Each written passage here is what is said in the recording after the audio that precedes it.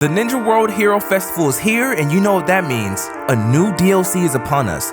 Introducing Edo Itachi as a healer and Naruto the Boruto's Shinobi Striker. His jutsus have potential of becoming new meta for support types, also coming with some awesome cosmetics for those who master him. So, in this video we'll be doing a thorough review on whether he's worth your money or not, and also some improvements that I think should be tweaked in the future. Let's got it! My name is Tamashi. Be sure to like this vid, subscribe if you haven't already, and make sure to clap that bell icon to be notified when more heat drops. Stay tuned. Back for some more.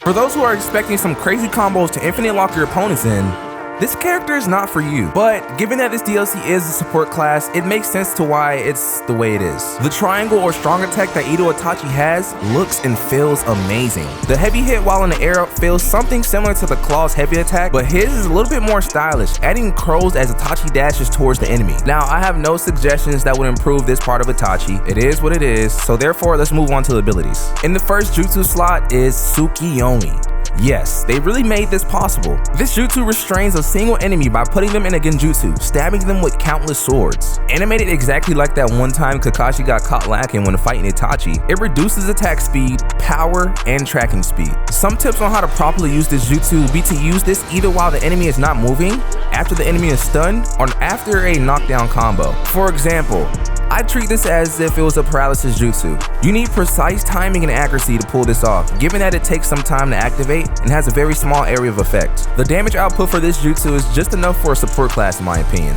One disadvantage of this jutsu is while the opponent is in a Tsukiyomi and an enemy or a teammate, let's say, shoots a fireball or any knockdown classified attack, it can prevent the Tsukiyomi from being able to achieve maximum damage. Overall, it's pretty fun putting ops in a genjutsu, and it will have you feeling like a mastermind Uchiha, no cap. In the second jutsu slot, we have Yasaka Beads. This jutsu summons Itachi's famous Susanoo, hurling beads at the enemy, and upon contact causes a huge explosion, inflicting a nice amount of damage. Now these beads have crazy range, bro. You can launch it across the map, and it has pretty accurate tracking.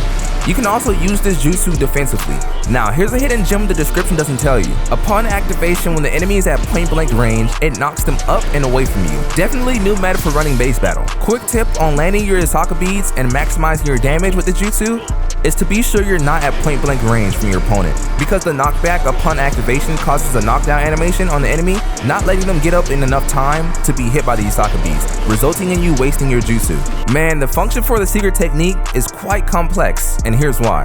This genjutsu resets enemies' beneficial effects, meaning buffs of the enemy are completely wiped, while also completely wiping all harmful effects or debuffs on your allies. Izanami, bro. That's some clutch stuff right there. After 10 seconds of activation, you have the option for an additional command. This additional command leaves enemies stunned for 10 seconds and revives all allies if they've died within that time period. Only downfall to using a second function is it would seal the user's ninjutsu and will also leave them blind in the left eye or on the left side of your screen. Fear not, because I have a solution on reversing these effects. Simply activate Byakugan you can acquire from training with Hinata before you input the second command of Izanami, and you can still see with both eyes. But use this with precaution because Byakugan isn't the best jutsu to run. Now here's my favorite ability that Itachi comes with, and it's Shadow Clone Explosion. This jutsu switches the user with a clone while the clone explodes, dealing major damage to the enemy within a wide range area. It's freaking beast, bro. It's like dangerous clay clones on steroids.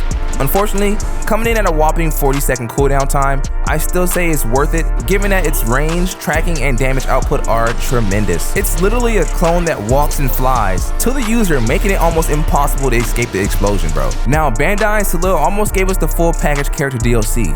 All we were missing is a weapon or a ninja tool, but that's for another discussion. They did bless us with these fire cosmetics featuring the Akatsuki straw hat that Itachi wore in that one episode of Naruto, Edo Itachi's cloak,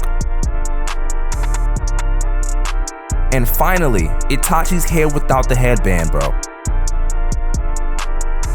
I'm probably gonna be rocking this straw hat for a while, not gonna lie to y'all. Especially while I'm flexing in the lobby with this new emote, bro. It's called Call of the Crows, where a crow swoops down from the sky and chillaxes on your arm like a G.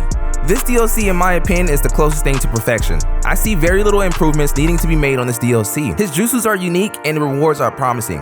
I'm rating Edo Itachi as an SS rank overall, and I have to say he's definitely worth your coin. If you enjoyed this video, check out my other reviews on Shinobi Striker on this channel, and be sure to like it and comment down below. Otsukare, Tamashi out.